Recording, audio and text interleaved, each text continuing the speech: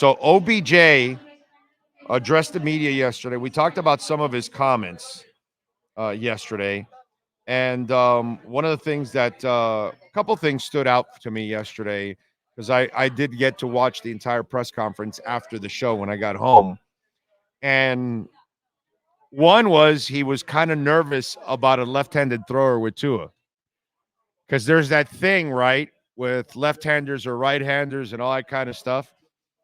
And so he's been practicing forever with Jarvis Landry. And Jarvis is a lefty. And then he mentioned somebody else that he practices with that throws to him lefty. And he realized I've been practicing with lefties a lot as it is. And then he was told about how Tua throws the ball and this and that and all that kind of stuff. And so Jarvis kind of plays a big role in all of this in many ways. One, Jarvis is left-handed, so he was like, "Oh, remember Odell's the guy that thought the world was flat." So he forgets things. Like, yeah, no, maybe it's not flat. Maybe it is round because all the pictures kind of show it to us. And astronauts, when they're out in space and they're taking pictures, kind of looks round. So maybe it's round. And so now he kind of remembers, oh, left-handed people throw to me all the time. Because Jarvis has been throwing to him since he was in high school. Back to that point. So I did not know this until David Furones asked this, that OBJ almost was a University of Miami recruit.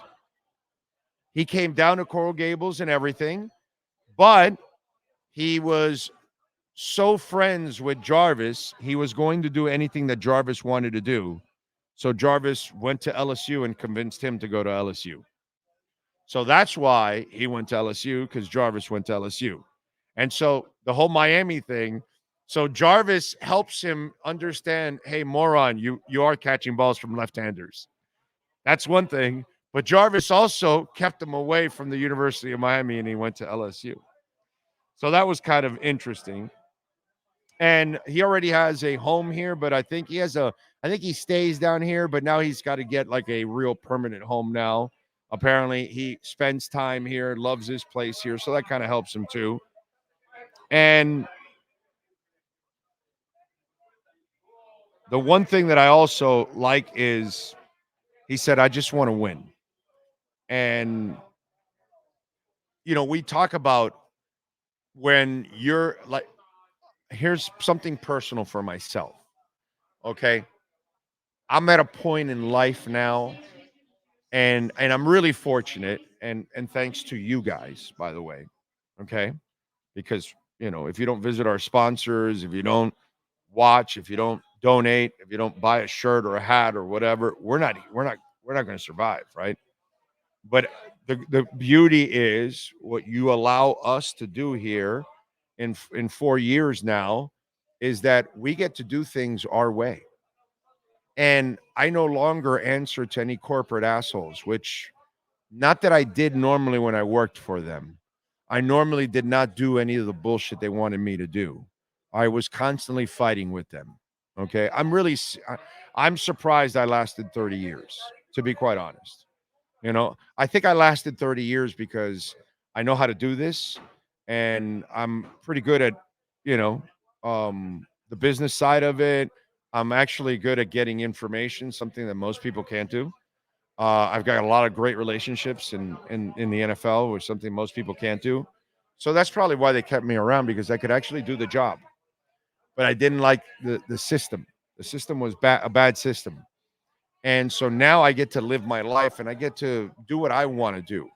And I don't have to try to cater to whatever. You know what I'm saying? And you're a little bit more at peace. And that's where I'm at now. I'm at peace, because I have very few pressures outside of just making money, obviously, to survive, to feed my family. So that's the only pressures I have now. But I don't have all the other external pressures. And I work with a beautiful human being in Sean Stanley. And before that, my best friend in the world in Bill Preston, who I miss every single day.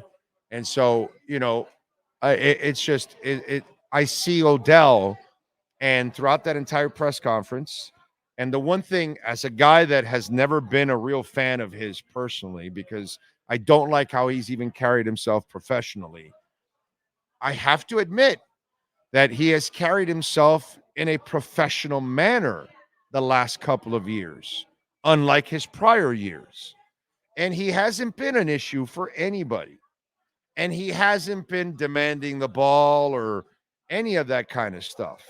And so he comes here with the same freaking great attitude that he's here to compliment. He's here to excel if he can. He's here to win if he can, because that's what he says. I just want to win. And then he's, he goes, if you look at my career the last couple of years, I haven't been a number one. So it's not something like I'm coming in here with this ego that I've got to be a number one. I've got to go prove and this and that. None of that is part of this equation.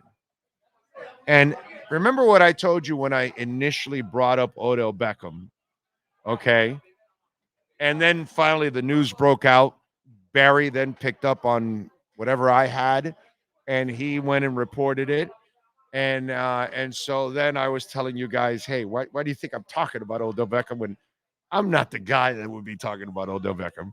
Because of the scenario that was drawn up, that he's not coming here to be the guy. We're not counting on him to be a 1 or 2. We're not paying him big money, as I've told you over and over again. And they clearly didn't pay him big money. You know what I mean? So all of this, the football side of it, the professional side of it was all taken as it's perfect. Now you got to know if the individual if the individual is finely tuned to it. And my Lord, he is. He knows exactly who he is nowadays. He's comfortable with who he is nowadays. And he understands the role that he's in. Now, I will tell you something about that press conference that I still don't go for. And, he talked about, I haven't played in the slot, and he kind of kept it kind of in the gray area. I still don't think he's playing the slot at all. Maybe 2% of his routes this year might be in the slot just because they want to do something because the mad scientist is doing something. I don't know what it is he's up to. Maybe he puts 2 people in the slot, and Odell's one of them, and has Waddle and Tyreek on the outside, and he puts the Malik kid, one of the Washington boys, on the opposite side. Takes Jonnu off the field. I don't know. Some crazy shit. He has Odell in motion coming out of the slot or something. I don't know. Whatever, dude. Something like that I can see. But in that conversation, he ain't playing the slot, dude. I just don't believe that part. I really don't. I think 98% of the time, he'll be what he's always been, is an outside receiver. I just think I think he's a chess piece that they will move around, is what they'll do. That's what I think is going to end up happening. So those are my thoughts on OBJ in different ways there that I saw yesterday.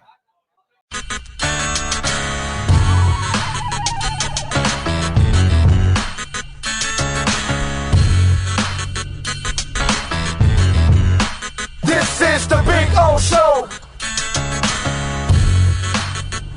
This is the Big O Show.